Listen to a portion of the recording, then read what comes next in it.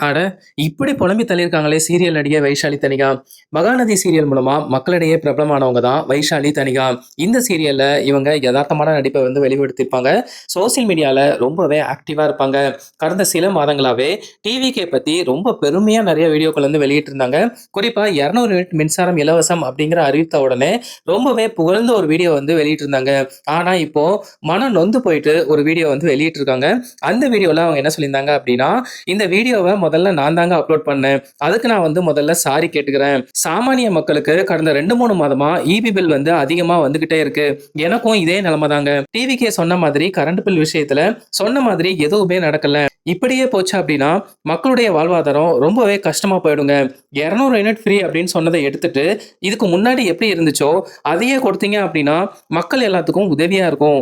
இப்படியே போயிட்டு இருந்துச்சு அப்படின்னா கவர்மெண்ட் மேல இருக்கக்கூடிய நம்பிக்கை போயிடும் அப்படிங்கிற மாதிரி புலம்பி தள்ளியிருக்காங்க. இந்த ஒரு வீடியோ இப்போ சோசியல் மீடியால ரொம்பவே வைரலா போயிட்டு இருக்குங்க.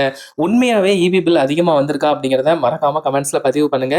இதே போல அப்டேட்டுக்கு சினிமா டாக்கீஸை சப்ஸ்கிரைப் பண்ணிக்கோங்க.